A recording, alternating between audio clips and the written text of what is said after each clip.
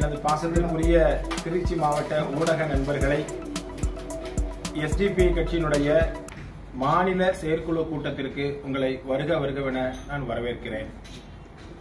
SDP கட்சியினுடைய மாநில செயற்குழு கூட்டமானது இப்பொழுது இங்கே இனிதே துவங்கி இருக்கிறது. இந்த கூட்டத்திலே நாங்கள் கீழ்கண்டவாறு தீர்மானங்களை நாங்கள் இப்பொழுது முன்னெடுத்திருக்கிறோம்.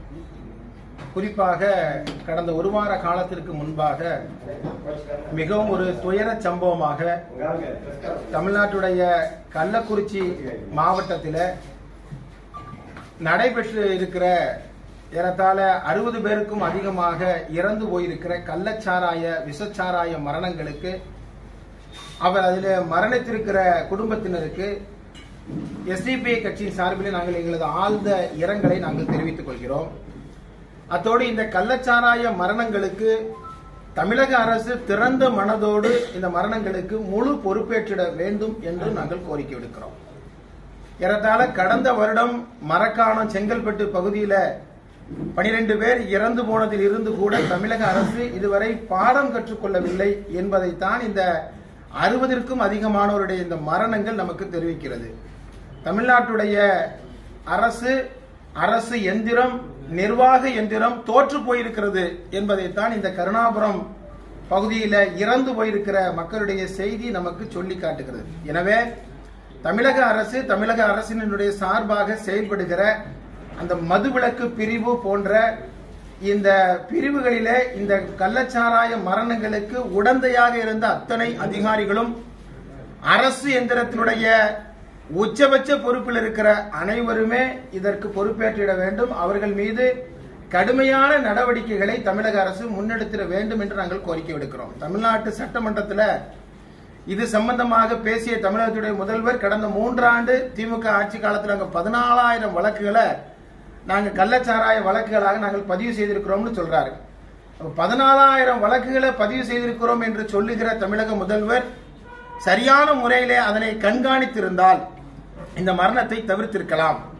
சிபிசிஐடிக்கு நாங்க ஃபார்வர்ட் பண்ணிட்டோம்னு சொல்றதுனாலயோ கலெக்டரையோ எஸ்பி மீதோ நடவடிக்கை எடுத்து விட்டோம் என்று சொல்வதனால மட்டும் தன்னுடைய பொறுப்பு தீர்ந்து விடாது என்பதை தமிழக அரசு புரிந்து கொள்ள வேண்டும். எனவே இந்த 60க்கும் அதிகமானோருடைய மரணத்திற்கு காரணமான அத்தனை அதிகாரிகளும் எந்தவிதமான பாரபட்சமின்றி அவர்கள் தண்டிக்கப்பட வேண்டும். இந்த மரணங்கள் தமிழ்நாட்டில் கடைசி மரணமாக இருக்க வேண்டும்.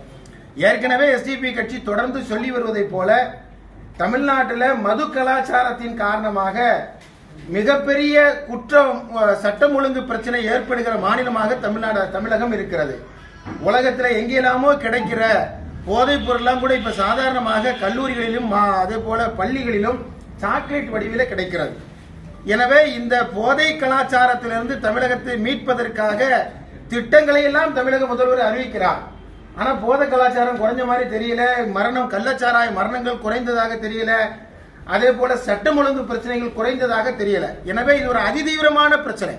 இந்த அதிதீவிரமான பிரச்சனையில தமிழக அரசு கவனம் எடுப்பதோடு தமிழ்நாட்டிலே பூரண மதுவிலக்கை உடனடியாக அமல்படுத்திட வேண்டிய காலத்தினுடைய கட்டாயம் இது.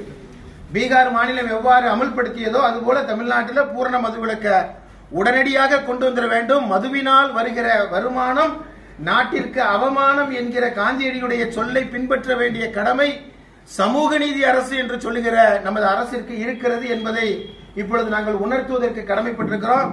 இந்த அதிதீவிரமான பிரச்சனை பற்றி எதிர்கட்சிகள் பேசுவதற்கு போராடுவதற்கு கூட அனுமதி வழங்காத அவல நிலை தான் தமிழ்நாட்டில் இருக்கிறது. எனவே இந்த கள்ளச்சாராய மரணங்கள், விஷச்சாராய மரணங்கள் கடைசியாக இருக்க வேண்டும் என்பதை தமிழக அரசு சபதம் ஏற்க வேண்டும். எஸ்டிபி கட்சி இந்த பூரண மதுவிலக்கு வேண்டிய போராட்டங்களை இப்பொழுது நாங்கள் தீவிரப்படுத்தவிருக்கிறோம் என்பதை இந்த தருணத்தில் நான் கூறிக்கொள்கிறேன். இரண்டாவதாக, சாதிவாரி கணக்கெடுப்பு சுதந்திரத்திற்கு முன்பாக எடுக்கப்பட்டதுக்கு அப்புறம் இதுவரை எடுக்கப்படவில்லை.